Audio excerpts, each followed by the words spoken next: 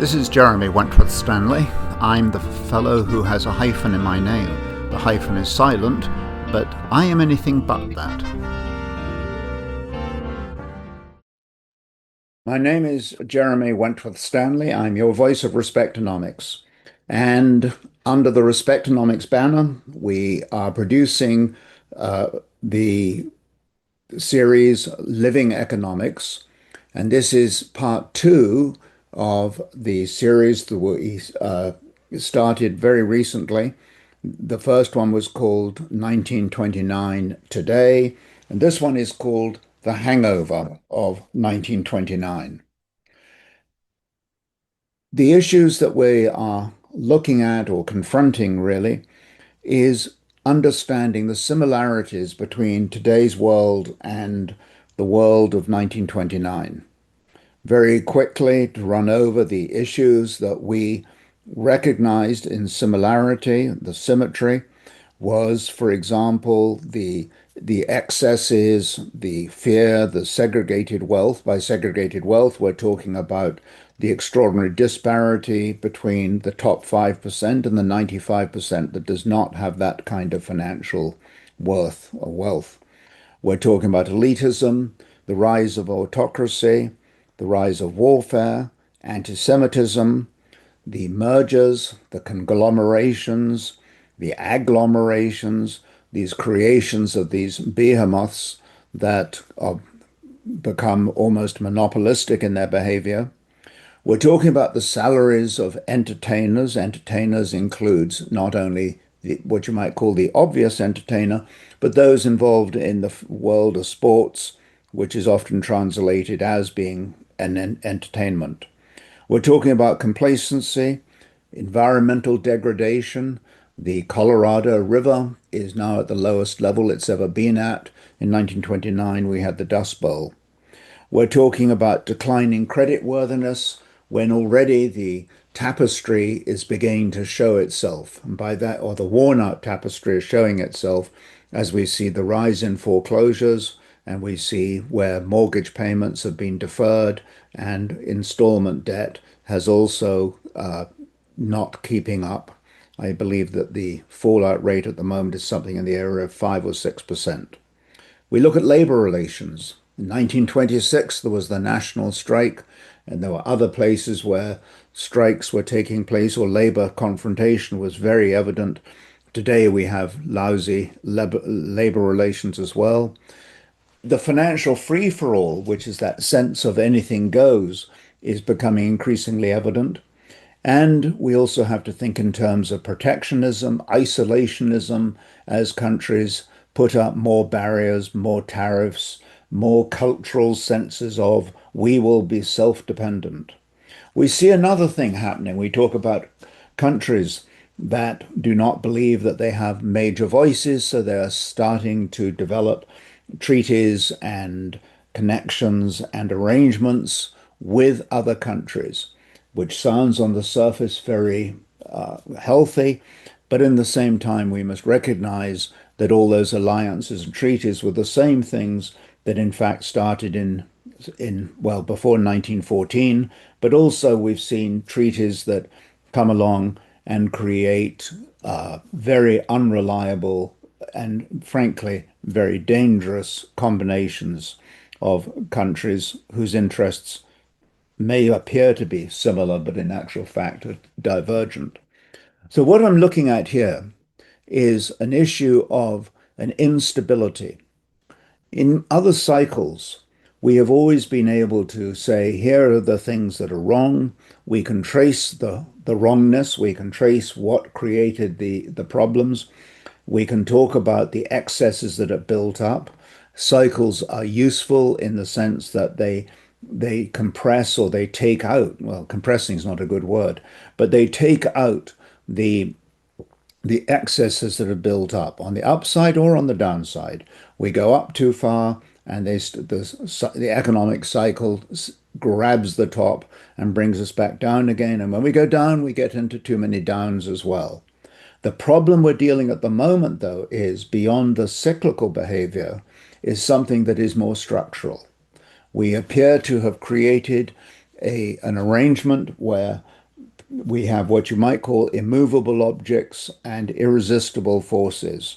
And the solution to those two is always something that is either a tsunami or an earthquake. It's something that is beyond imagination, really.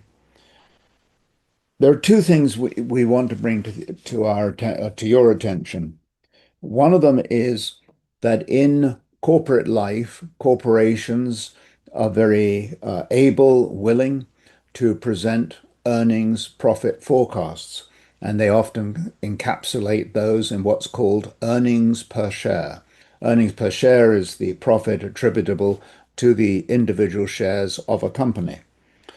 Why this is important is because if we look at the projections of earnings per share, we will see all kinds of projections for growth and continuity, stability, better returns on capital, better returns on sales, better gross margins, better profit margins, better return per employee. In today's world, we hold up AI, artificial intelligence, as being the source of this new growth. Let us be crystal clear that artificial intelligence is extraordinarily expensive. It requires enormous inputs of electricity, hydro, and water, and at the same in the developing the data centers. And at the same time, we need to look at what is the incremental return that a corporation can achieve as a result of employing artificial intelligence. And more recently, only 1% of North American corporations were able to say that their profitability had actually risen on a net basis because of artificial intelligence. As with any revolution, it's very industrial economic revolution. It's always very hard to dissect what, in fact, the defining benefits will be. And often, rather like credit cards became a vehicle for offering credit, but in actual fact, they became to have so many other uses. For example, booking a hotel reservation, put it on my credit card. So how we repurpose artificial intelligence, how it comes into our daily lives, is yet to be seen. And that's true of every economic revolution. It's also fair to add that when there's an economic revolution, that where we despair of things that are going wrong or people being laid off or industries that are no longer viable, it is also true that we create new businesses. So under the heading of hope and expectation, it is reasonable to say there will be new businesses coming out of artificial intelligence that we haven't contemplated, we can't even be aware of at the moment. And that's been the history of what you might call the economic universe. The difficulty we're dealing with at the moment, though, is the intransigent difficulties that are not being properly looked after. We have government debt, we have deficits that are growing disproportionately to any sense of the growth of the national economy. Let me come back to earnings per share. When we come back to earnings per share and we look at the profitability of a company, it is a useful exercise then to look at when there have been economic downturns.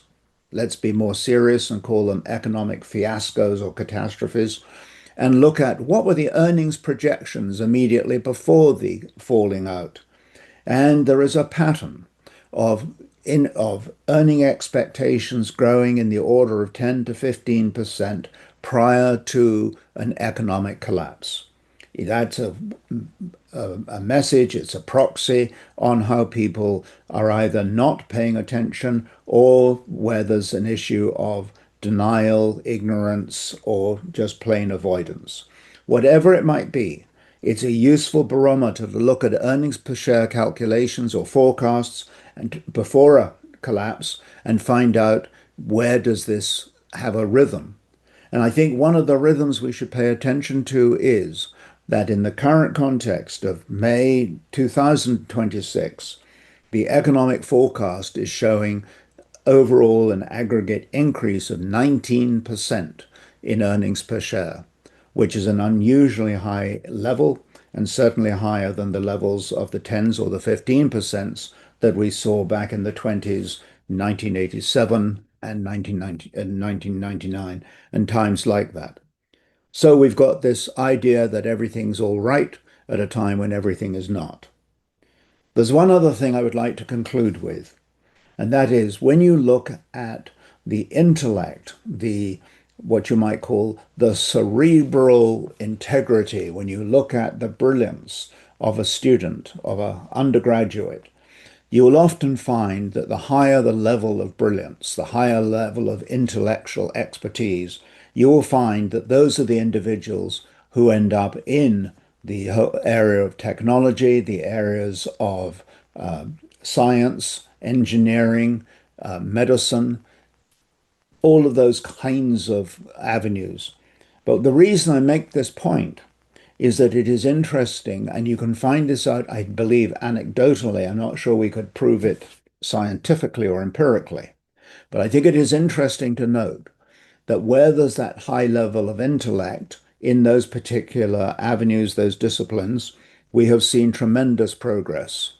It is also fair to say that in other avenues of human endeavor, business generally, banking, sales, that the level of intellectual expertise is probably lower.